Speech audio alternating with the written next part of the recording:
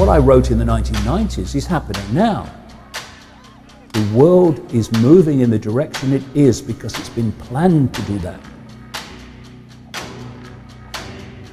What are you saying about the global elites? Are they doing this because they know better? Do they really control everything? Or is it just like a group of smarter people? World events are concentrating people's minds on the fact that the world isn't like they thought it was. The next minutes could change your life forever. If you look throughout history at the people who make a ripple in history for the better, Martin Luther King, Gandhi, John Lennon, what do they all have in common? They all got assassinated. Tupac, anybody who was making big ripples and telling the truth in a really beautiful way, inevitably gets offed, right? And so what you're seeing there is a brilliant person who has contacted truth with a good heart, who wants the world to be better, and actively pursues that goal successfully to the point where they rise into the mainstream and things do begin to change a little bit because of them. And then look what happens. The Illuminati folks, they are extremely wealthy. They are very powerful. But there's a game afoot here. What do they want? First of all, it's not a secret. We know who they are. It's Christine Lagarde, her first head of the IMF, her first deputy managing director, David Lipton, professors like Larry Summers and Ken Rogoff at Harvard, public intellectuals here in the UK, Adair Turner, Anatol Koletsky, Mario Draghi, head of the European Central Bank. So it's a collection of central bankers, finance ministers, academics, think tankers, and public intellectuals, and several hundred of them around the world who collectively run the international monetary system because they either run the central banks or the multilateral institutions, or they're in and out of finance ministries, or they have a lot of influence. So that's who they are. They influence 90% of what happens. Or more. Exactly. Okay. So there's no secret that it's some other guy. We know who they are. What they wanted to do was to revamp the world, change the world for the better, you know, get us out from under the restrictions of church and state and on like that. Well, needless to say, the church and state struck back. They outlawed them, forced them to go underground. Now, when they were forced to go underground, several things happened. Number one, all they did was they didn't give up on their philosophies, which, by the way, I call Illuminism. And that's the thing you have to keep in mind, is Illuminism. Illuminism is a lifestyle, a philosophy of life that it fits right up there with communism, Nazism, feminism, capitalism, all the isms. Look around. It's not been planned for 5 years or 10 years. It's been planned for a long time. What do you see when you see the world today? And what should we be focused on? What are the big things that you see as, okay, this is happening, this is happening, this is happening?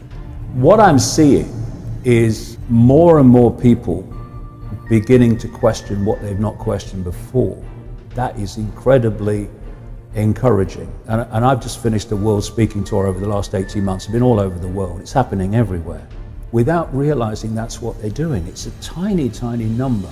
So given the mathematics, you can't physically control your target population. There's not enough of you. Yes, you can do it through people in uniform, which is manipulating the target population to police the target population, but you can't do it en masse. What you need to do is control the perceptions of the population, because perception is everything. Perception dictates what you believe, what you don't believe, what you'll challenge, what you won't challenge, what you'll accept, you won't accept, support, won't accept, support, everything. Once they've got your perceptions, they've got you, and they've got your life, and they've got the collective perception. They have humanity. This is why they want to control the information that people receive and to marginalize alternative ways of looking at the world, because where do perceptions come from? They come from information received. When I look at the world, I see vast numbers of people who are perceptually programmed. When you look at a human life, it's basically a perceptual programming and download from cradle to grave. You know, you come out of the womb and immediately you're influenced by your parents in terms of your perceptions. And they're not being malevolent, most of the time anyway, the vast majority, but they've been through the system you're about to go through, the process you're about to go through. They've bought it, accepted it as normal, accepted the crazy place to be sane, and therefore out of wanting to do right for you, they'll pass those perceptions on to you. Take a deep breath, take a step back, look at it again. When you think about it, you come out of the womb and within 4 years, you've only just got here. You're sitting at a desk with an authority figure representing the state's version of everything in front of you, telling you when you have to be there, when you can leave, when you can speak, when you can go to the toilet, when you can eat, what is, what isn't, what's possible, what's not possible, and the nature of everything. We're seeing the Silicon Valley giants in the devil's playground, more and more algorithmically controlling the flow of information, using hoaxes like fake news. This plan has been around a long time. They have manipulated human perception by manipulating the information people receive. The plan is to go beyond that, where they are the perception. And what I'm talking about, of course, is artificial intelligence, which brings us back to the devil's playground, Silicon Valley, because that is increasingly the center. In the shadows is where it's coming from, but in terms of the world that you can see, Silicon Valley is becoming the center of global control. People will be shocked to see how deep Google, oh, it's just a search engine, and Facebook, oh, it's just a social media platform. To see how deep they are in the transhumanist agenda of connecting the human brain to artificial intelligence, so that artificial intelligence becomes the human mind. And that's not me pulling this out of the ether. I'm quoting there a Google executive, Ray Kurzweil, one of the global PR men for Frankenstein. Is he a Google exec? I know he's at Singularity University. He's a Google exec at the know. Singularity University. Okay. And he has said that by 2030, and that's a date, a year that keeps coming up again and again, 2030, the human brain will be started to be connected to artificial intelligence. And I'm quoting Kurzweil here. And then artificial intelligence will do more and more of human thinking until there is no human thought and artificial intelligence is doing it all. Now, why are they openly saying this?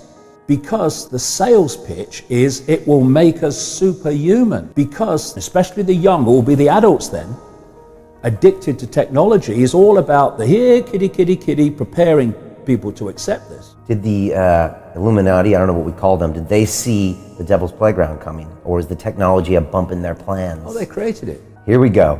If you haven't heard this before, you're going to take a deep breath. Yeah. And I'm going to talk about reptilian shapeshifters. What most people will do because of this perceptual download, this postage stamp consensus, they'll say, load of rubbish, basically doing that. According to mainstream science, the electromagnetic spectrum is 0.005% of what exists in the universe. Some say it's a bit more, but not much.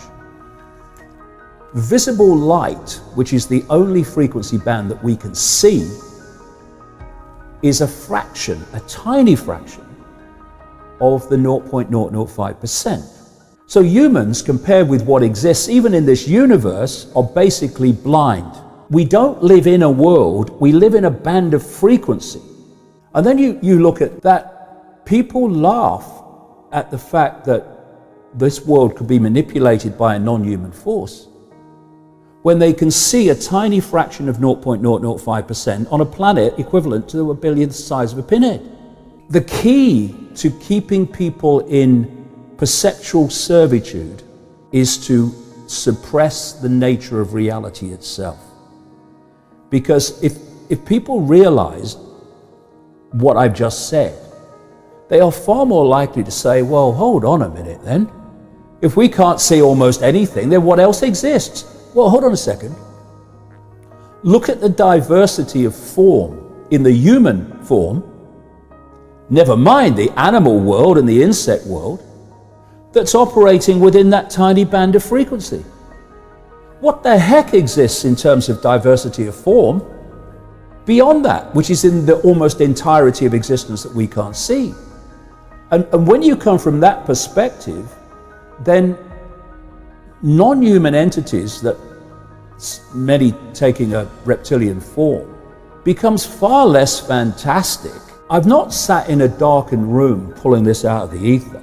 I've researched all over the world. First of all, these entities operate in the unseen, overwhelmingly in the unseen. Because we, like I said earlier, live in a frequency band, a band of frequency. Anything beyond that frequency we can't see, we're not aware of. And, you know, people have no trouble accepting that the old analog system of radio and television stations are different frequencies sharing the same space without interfering with each other unless they're really close on the dial. The analog system, BBC One and ITV and CNN, they're sharing the same space, but they're just on different frequencies, and the television picks up different frequencies as you change the channel. Well, in the same way, worlds, or realities, it's a better term, are sharing the same space without interfering with each other unless they're very close on the dial. And so these, not just reptilian, but other non-human entities, are operating just outside of the human sight. And they have to have vehicles within our frequency band, within our world, that represent their interests, that are basically vehicles for them to manipulate our society.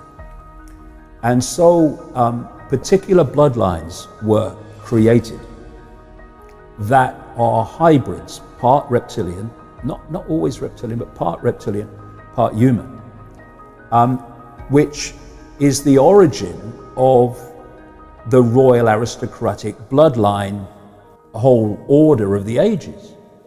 You know, the ancient Chinese emperors used to claim the right to be emperor because of their descendants from the serpent gods. And the reason that these royal bloodlines and aristocratic bloodlines have incessantly, obsessively interbred is because they're holding this hybrid genetic program. And for a long time, they ruled because they were the special bloodline. What is it? Just down the road from us now in London, we have a head of state, even today,